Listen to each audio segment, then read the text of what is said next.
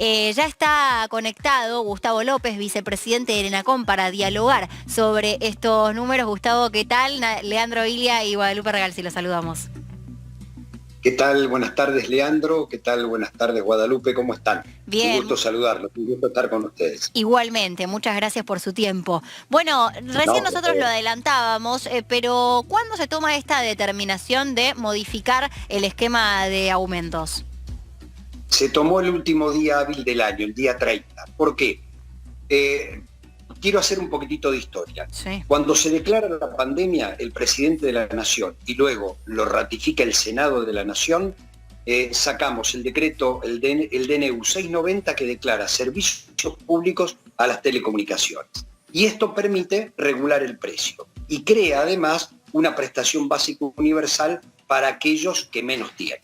Lo que decíamos nosotros es, este es un servicio esencial, lo necesitan todos, los que tienen plata, los que no tienen plata, se necesita para estudiar, para la medicina, para los trámites bancarios, para trabajar, lo necesita toda la población. De hecho, hay más de 50 millones de líneas de celulares y 47 millones de habitantes. Esto fue declarado servicio público, pero en abril del 2021 la justicia suspendió la aplicación del decreto y a partir de ese momento lo fue prorrogando hasta abril de este año, 2023. Quiere decir que las grandes empresas cobran lo que quieren y el aumento que quieren de un servicio que es esencial.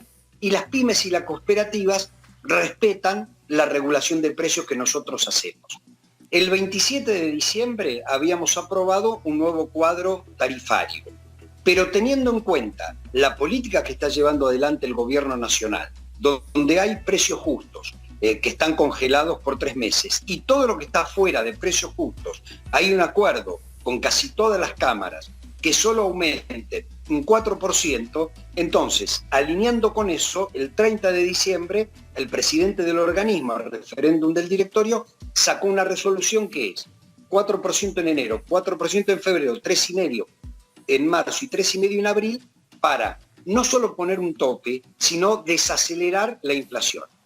Yo les adelanto que se lo comunicamos a las empresas, difícilmente las empresas lo cumplan, pero aquí queda planteado negro sobre blanco, y estoy hablando de las empresas grandes, negro sobre blanco, lo que significa este servicio público y cómo las empresas no están acompañando el esfuerzo que está haciendo toda la población, porque no es que el gobierno hace un esfuerzo para bajar la inflación, lo hace el gobierno, lo hace la sociedad, lo hacen el resto de los rubros empresarios, porque todos acordaron aumentar con un tope del 4% y después ir bajando ese tope para calmar la inflación. Entonces, si las grandes empresas no lo cumplen, bueno, van a quedar una vez más al desnudo cuál es su política, sin importar que este servicio, que es esencial, esté al alcance de todos. Nosotros hicimos nuestra parte, sacamos una resolución alineando los precios a la política del gobierno nacional. Claro. Ahora, Gustavo, dentro de esa resolución que se publica, se habla de la posibilidad de que haya empresas que superen esa cifra y que en ese caso deberían reintegrarle el dinero a los usuarios. En el caso de esas grandes empresas que están con esta especie de, en realidad es una medida cautelar por parte de la Corte Suprema, ¿qué pasa con ellas? ¿No se le aplica ninguna sanción?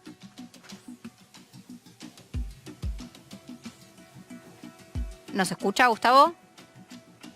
Les estoy escuchando con un poquitito de delay. Ajá. No sé si me escuchaba la pregunta. Sí. Ahora sí. Bueno, a ver, nosotros les decimos que pueden aumentar el 4 y que tienen que devolver el importe. Ahora bien, y esto se relaciona con el tema que hoy es el tema central del día, que es el juicio político a la Corte. ¿Por qué las empresas aumentan lo que quieren y no lo que nosotros les decimos? Bueno, porque la justicia los avala y la Corte los ha avalado. Ese es el problema que tenemos. Digo, está suspendido el decreto, entonces cada resolución nuestra, la justicia la suspende. Claro. Bueno, es que a raíz de eso, la única solución por el hecho de la suspensión que lleva adelante la justicia con ciertas empresas, ¿usted ve como la única vía el juicio político a la Corte? No tengo la menor duda. Esta es la Corte que avaló en el gobierno de Macri las prisiones preventivas sin juicio ni condena. Recordemos a Nini preso, recordemos Vudú preso, pero también recordemos, todos los que fueron encarcelados por la firma de un memorándum, simplemente por eso. Después el juicio se cayó y ni siquiera había delito. Recordemos el 2x1 de los genocidas. Bueno, este es uno de los elementos. El Poder Ejecutivo, en uso de sus facultades, saca un decreto regulando el precio, el Congreso lo aprueba, lo convierte en ley, no declaran la ley inconstitucional, sino que suspenden su aplicación durante 2 años.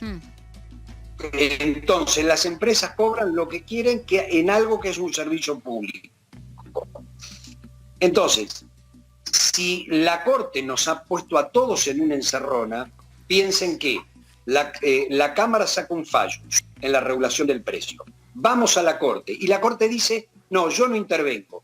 Esto queda suspendido. Entonces, no hay remedio judicial para algo que decretó el Ejecutivo, que avaló el Congreso y que la Corte, mientras se discute la constitucionalidad, debería estar vigente lo que determinó el Ejecutivo y el Legislativo, que es la regulación del precio. No lo hace.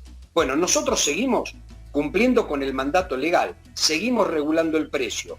Lo más probable es que las pymes y las cooperativas sí cumplan con este aumento de hasta el 4% para cuidar la plata de la gente, el bolsillo de los ciudadanos, y que no se dispare la inflación, y que las grandes empresas no lo cumplan. Bueno, la sociedad lo que tiene que hacer es mirar a la justicia, que es la que ha avalado todo esto.